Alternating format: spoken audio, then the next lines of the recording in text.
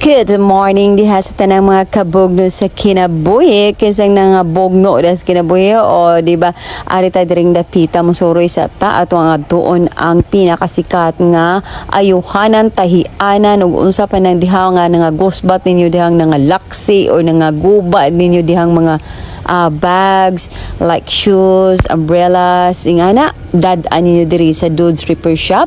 Nahimutan kini kahilera sa PGB gasoline station or atbang anang naay water reservoir nga dapit sa Santa Cruz Covered Court na ana siya diha.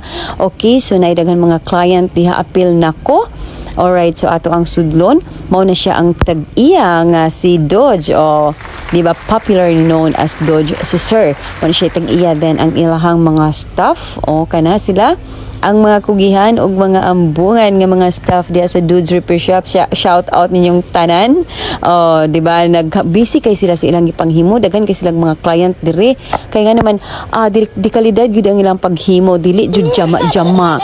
Tarong gyud nila pagpahiluna mao na nga kamo kung naamoy mga business nga mga anas pabalik-balikon gyud yung mga customer pinaagi sa ilahang pag-satisfy sa service yung inyong gihatag o nara mga kugihan kay na sila niya mga abtik pagid kayo mo pa inyong paghatod pwede pabaliko na mo o di ba o kana siya available pa daw kuno na siya nga mananahi kung nangagisan yung kasing-kasing pwede sad kuno niya tahion ingon siya nakatawa gina siya pag-vlog na ho kay akong giksumangilan nga basi ikay mahalin ani sir ha.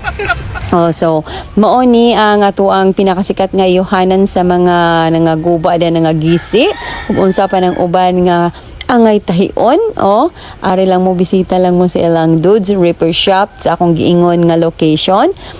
Yan ay daghan diha mga client nga nanganha di ay mga kanang mga bags mga sapatos o kinadaghanan kay mga sapatos nga nagpaayo kay mahal kayo mo palita og branded karon nga bag o so samtang maayo pa nga dagway kaya pang tahion di atong tahion o kana nagmising staff kugihan kay na siya motahi maayo kay na siya motahi.